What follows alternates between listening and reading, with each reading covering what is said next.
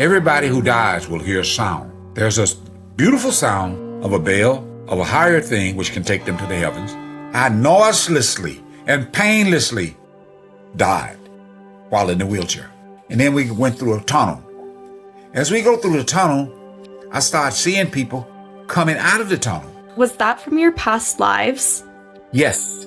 Everybody in that world will experience music. Everything is full of music. The mountains, the water. The water has a strange type of intelligence, a life of their own. And everything is following the will of the Lord. Everything is lit up, including your body. You don't need artificial light outside through electricity or through the sun. Everything has its own light. You start feeling one with everything. When I say feel, you actually can become one with everything. Your soul is trapped in the physical body, is trapped in the astral body, and is trapped in the causal body. These are the three bodies which keep the soul revolving in this vicious cycle of birth and death.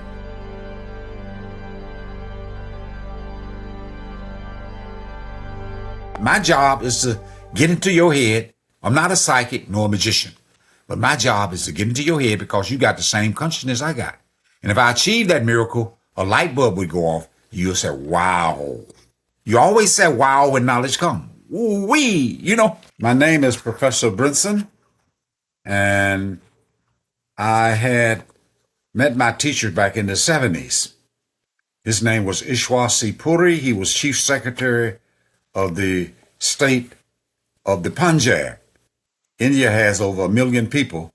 So when you say Chief Secretary of a state, you're talking about maybe the population of the entire United States. And I met him through a coincidence. He was much older than myself, and he was highly intelligent. And through this coincidence, he befriended me and gave me so much affection. I was totally impressed with his humility and with his love and affection. Ended up, before I left India, he said, sit down on a bench. We were in a park. He raised his voice and looked like he was shouting at me. And I said, why are you shouting? He said, I want you to remember what I'm saying. You people in the western part of the world, especially America, including in Europe, you think you know more than what we know. Did you know that all of the world major religion came from the East or the Middle East or the Far East? He said, we imported them. You imported them over there. And you got arrogance. You don't know anything about these people who founded the different religion. All of them taught basically the same thing. It depends on how far they went into the spiritual world. And you could only go as far as your teacher has gone. He had a teacher who taught him that it's possible for every human being on earth has the capacity, the potentiality to actually get out of this human body, to vacate it and go into the higher world, go all the way up if their teacher has gone all the way up, see the Creator, and then come back and go to work tomorrow. I said, wow, I almost fell off the bench. He said, every human being is made like that. I said, wow, I can't think of anything better. He said, nor could I. No human being can think of anything better. They don't know they're made like this. Your friend, your mentor on Earth told you that he would be there when you died? Yes, that was during the 70s when I got initiated. And after going through initiation and doing some meditation, he talked to me about the experience I would have. And so I did achieve some of the experiences in the early stage. And he said, when I first heard there's a sound in the body, which everybody will hear. That sound can sound like electricity going through a wire, or the birds chirping, or the crickets at night, or like Christ said, the sound of the wind in John 3:8, where he's talking to Nicodemus. And he said, you have to be born again. He was talking about taking birth in another level of consciousness, just like we take birth here. So as you take birth there, you hear this sound, and it can take you to the first stage. So when I first heard the sound, it scared me, the big part of the sound. And I wrote him a letter. He was still in India. And he responded by saying, I'm going to meet you. Why are you afraid? Didn't I tell you I will see you and escort you? And you don't have to do anything but just listen. So as I heard it again, my faith increased. So let me go into the future a little bit. Let's go back into the big experience. I had some experiences in meditation. So if people ask questions, I can go into some detail. But the big experience I had took place in the spring of 2019. And when I had that experience, I was with my wife. I was supposed to get a hip surgery on my right hip because I had a cane and I was walking with a limp, but I had postponed it out of my stubbornness. And she said, look, you're going to go get a colonoscopy. I said, what does a colonoscopy has to do with the hip surgery? She said, it'll clean out your system. I said, well, I've been a vegetarian, ate plant-based food for nearly 50 years.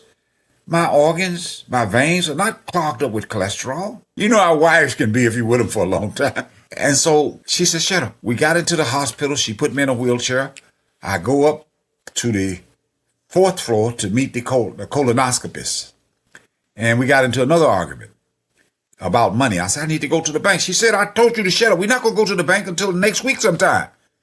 So I became quiet. I felt there was a lot of stress. And so as I was in the wheelchair, as she wheeled me through the door, I stopped talking and she kept talking. I noiselessly and painlessly died while in the wheelchair. I didn't talk anymore, so she kept talking. She noticed that I wasn't speaking, so she went into a state of panicking. She started screaming. The nurses and the doctors that were on that floor, they came, and she said, my husband is not breathing. What's wrong? And I was watching this whole process. I was out of the body, just like in the movie Patrick Swayze, in the movie Ghost. So my teacher met me at that time. He told me when I got initiated by him that I don't have anything to worry about because all of the initiates will meet their master when they die, if not earlier, in meditation. And so he met me, and he was still living at that time. So as he escorted me out of the hospital, I was laughing, and he was laughing. I tried to grab their hands because they were cutting off my expensive jacket. He said, they can't see you. Your hand will go through the body. And so he said, you can read their minds. I said, yes. My senses that all human beings are wearing, they get restricted by this body. The grossness of the physical body restricts us. Women have more intuition than men, but men can have it too. But in that world, you can actually hear what a person is thinking. Not only can you hear, you can actually see their thoughts as they form it in their mind. So you can communicate through telepathy. You can use words if you wish. They add to the beauty of the conversation, but you need not do that. That world is one of truthfulness. In the physical world, people can deceive people. They can play a game, and we can't tell unless we have great intuition, and you still need verification. Because in the physical world is made of uncertainty. So as I was with my teacher, I said I wanted to see the sun. He said, let's get out of this place. Let's go. So since there's no gravity, we just went through the roof of the hospital, flew extremely fast, and I said I wanted to see the sun. He said, what's wrong with you? You see the sun every day. It's a boring experience. So we stopped there for a moment, saw it, a huge, gigantic explosion of nuclear energy, atomic energy, nothing but fireballs. I didn't feel anything, but I could hear the explosion. And he said, you see it every day, so let's leave this boring experience. So as we traveled great speed, faster than the speed of light, we crossed the entire galaxy as we know it. Trillions of stars, suns, moon, planets, asteroids, all kind of debris. We crossed it in just less than a fraction of a second. And then we went through a tunnel. As we go through the tunnel, I started seeing people coming out of the tunnel. And some of them I knew earlier in the 1700s, 1600s, even earlier. Was that from your past lives? Yes. So when you wake up, the only thing that makes you know that you are at a higher level of consciousness is your memory comes back. The minute you wake up from a dream, you don't have to pinch yourself. You don't have to open up your eyes. You don't have to move your body. Your memory come back that I'm 16, 20, 30, 40, however old you are, that memory lets you know that you're in a world in which people are living longer than you or no more than 100 years of age. Same thing happens when you go into the astral world. Your memory comes back of thousands of years. When I went there, I suddenly woke up and I was 3,000 years of age. So when you go to the causal plane, memory of millions of years come back as you go higher and higher. Then you cross time into the self-realization stage. I didn't know everybody, But some of them called me by a strange name, which I recognized at that time because my memory was improving. And as they called me by this strange name, I responded. And they said, "Where are you from?" I said, "From America." "What part?" I said, "Chicago." "Well, we're going to be going to California, but we're going to get in touch with you if you come back. What's your phone number and address?" I gave it to them, knowing that they would go through a river of forgetfulness. Everybody that takes birth in the physical world, not everybody, but most, they go through this strange thing which I call spiritual Alzheimer, where they can't recall. They came up with a word today which they call deja vu, which means vague memory. I've done this before. I've seen this person before. I've had this, but you can't put your fingers on it because of the Alzheimer that's there. Some children do remember. But let's go into me leaving that tunnel. After I gave them my address and name, I knew they would forget and get into the experience of deja vu. So as we get out of that tunnel, we go into the lower part of the astral plane, then in the middle part, where all of the heavens and hells exist. All of the heavens and hells in this world exist in that world. They also exist in the physical world. Everything that you see in the physical world is there too, but in a more perfect, in a more powerful way. So as we got into the heavens, which is the middle part of the astral world, it's a beautiful world. I don't know how to describe it. Everything that is seen there is seen with the senses.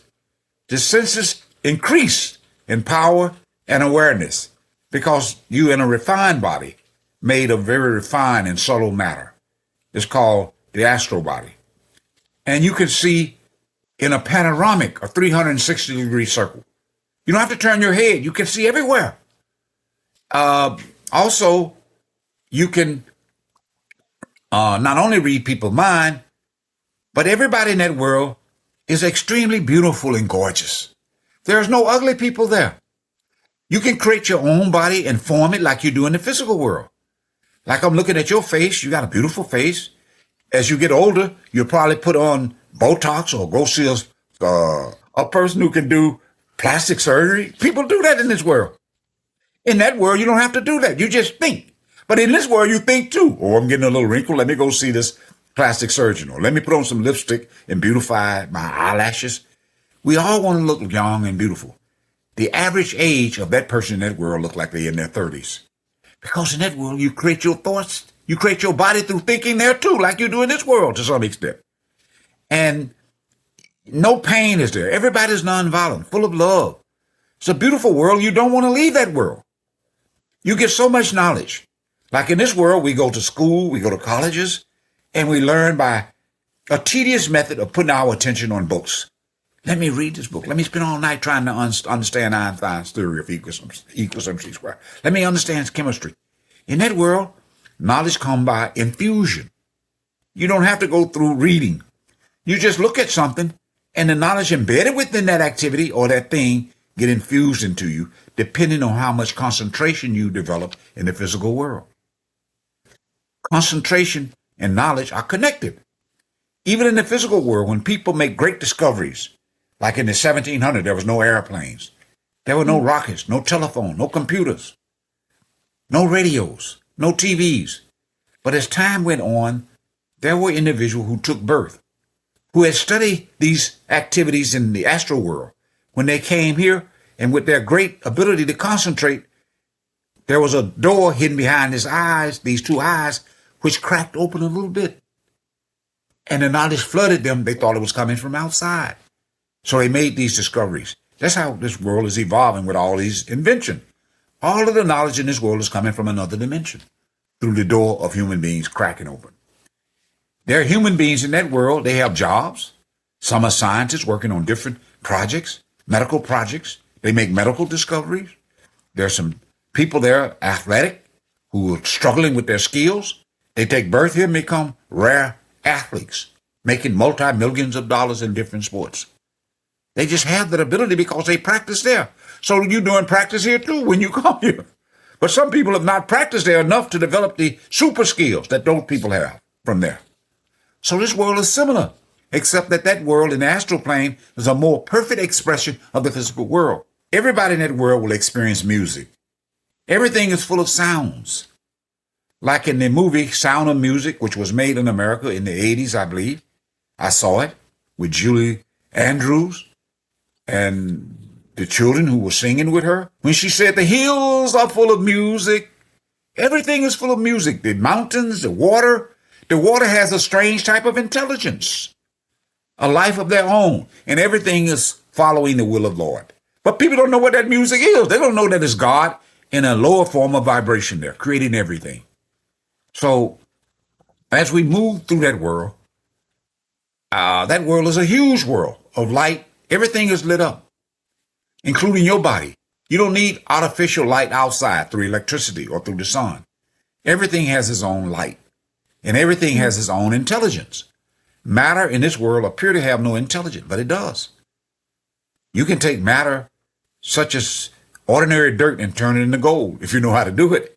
You can turn it into silver. You can turn it into houses and take trees and all of these things with the concentration of attention, do these things. That's how this world developed. Furniture, wood is like a fuel. Plants play a major role in not only feeding us, but they give us fuel. They give us cotton and clothing. They are givers. They givers. And they humble, if I can call them humble. They have a life too. So if you eat plants, you become more calm. They got medicine. Just like all of the sheep and cows and horses, they're very calm creatures. The astral world got people there that are more intelligent, more wise, more loving. And there are administrators there, just like administrators are in this world. We call them angels. We call them different supervisors. And the big administrator, as the Greeks used to call in their teachings long ago, they call them gods, G-O-D-S. There are many gods. We call them administrators here. They control our destiny. Then you have a super god, like a president who controlled America. That president got different administrators, different departments, right? Department of Justice, and that world got department. But justice operates a different way there. People in this world can't see justice. They don't know justice is real. It's as real, or you can say more real than gravity. It's as exactious or more exactious than gravity. You reap what you sow. So every human being in this world pull out from the partial Akashic records in the astral world a destiny. And they born with good and bad karma. Every human being has good and bad experiences here. And your job is to seek the Creator. How do you seek the Creator? There's only two beings in creation that's got free will. The ultimate Creator out of knowledge, and human beings out of ignorance. Our free will operate almost the same way. Therefore, the Creator loves us a little bit more. In these holy books, they say the angels are made less than the human beings. The human beings are higher because they have the image of God. When they speak of image, they're talking about the way in which we exercise free will. The Lord exercised real free will, and he creates the illusion of free will in us by, like a puppeteer, pulling the strings from behind the scene. And he puts so much concentration into the scene that we start feeling, oh, I can do this, I can do that. And we actually can do it because of his intensification of our will that we can't see. But anyway, as I crossed that world, I wanted to meet the president of that world, one of the big gods who control the destiny, who control the karma, Akashic records. He said, no, if we meet him, he'll want to ask me how he can go further up. And he cannot go further up. I would have to tell him he has to come back to earth. And he doesn't want to come back to earth, even though he's going to come back. It's like if you were born with great money and wealth, and lived in Hollywood or Deal Drives in a mansion with all of the money. And somebody said, if you want to go back to God, you have to become poor, live a homeless life. You would say, no, there must be another way. But when you go to heaven, that's how they bribe you. They said when you go to the earth, you only going to be dreaming from there.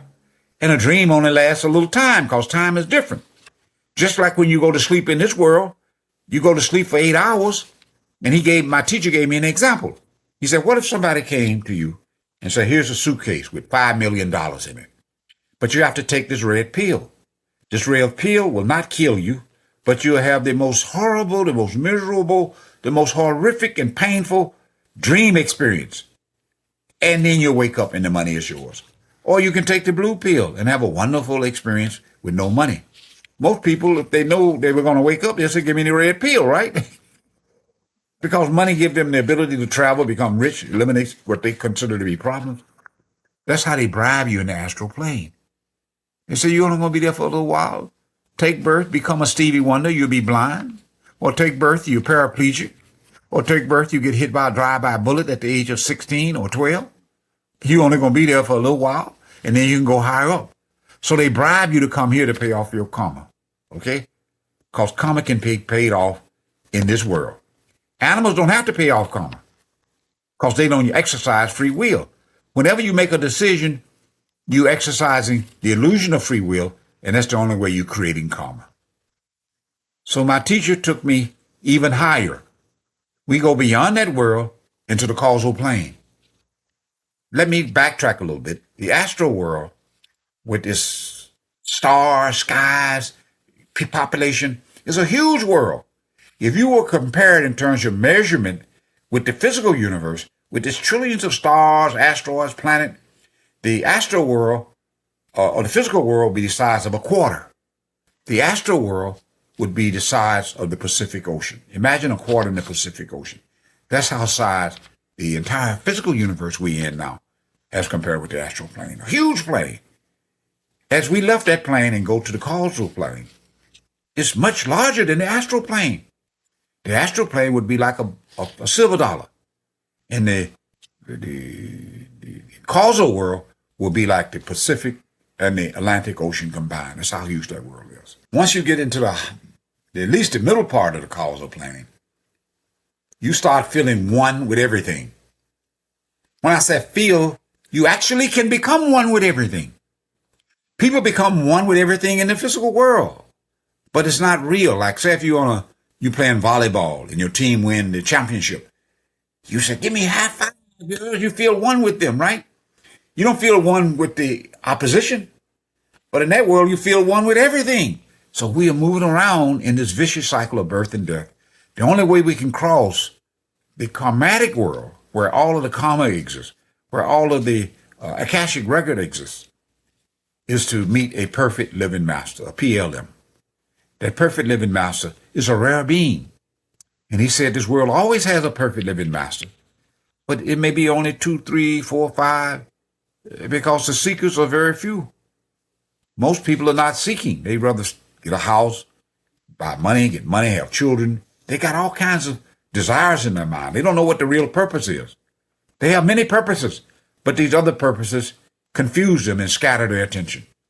So anyway, as we cross that world and go into the world of salvation, that is the world where you really get to know who you are. Socrates says in one of his statements before he passed away, know thyself.